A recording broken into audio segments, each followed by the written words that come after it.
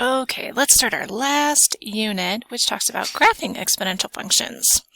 Okay, so if we want to graph an exponential function, the first thing that you need to do is make a table of values.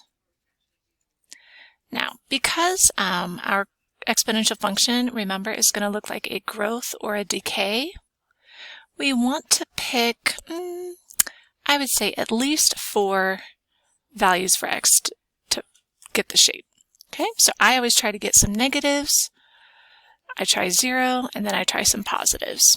All right, so number 2, then you're going to plot your ordered pairs, and if you have enough that forms that shape, you can go ahead and connect the dots. If you don't, then you need to pick some more values on your table. So plot ordered pairs, and then connect to get the curve shape. Okay, so example number 1.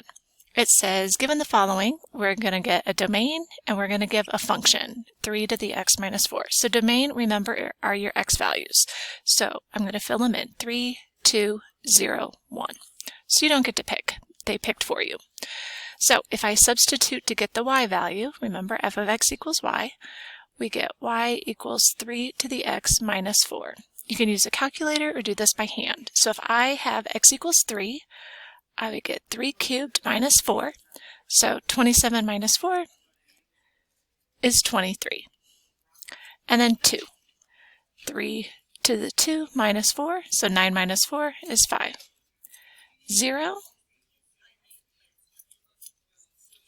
So 3 to the 0 is 1, 1 minus 4. And 3 to the 1 minus 4 is negative 1. So you have some options. Since this is pretty large, 323, I can either change the scale on my graph or I can just go off my graph. The other ones are fine, so I'm just going to go off. So if we plot these points, we've got to the right 3 and then up 23. So 10, 20, and we're going to be about right there. Then I've got 2, 5. 1, 2, 1, 2, 3, 4, 5. 0, negative 3. And 1, negative 1.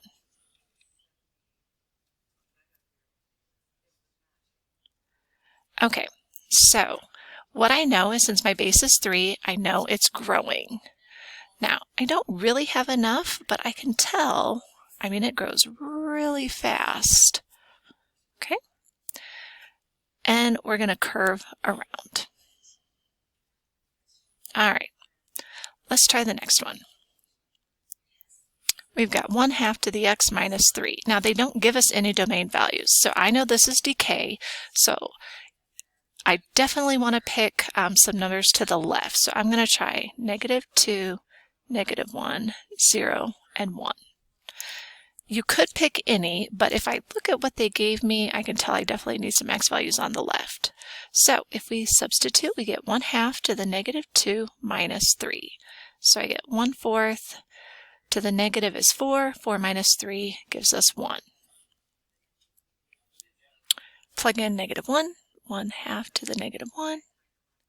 So 1/2 to the negative 1, use your calculator, will give you 2. 2 minus 3. I get 1/2 to the 0. So 1 minus 3. And I get 1/2 if x equals 1. So 1/2 minus 3 is negative 2.5. I like to use decimals when I graph, so I know exactly where to put them. So find your ordered pairs. We've got negative 2, 1, negative 1, negative 1, 0, negative 2, and 1, negative 2.5. So I am off my graph.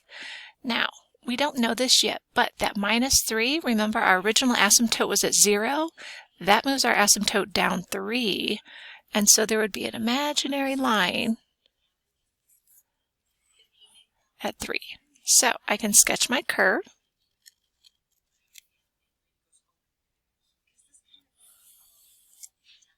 Okay.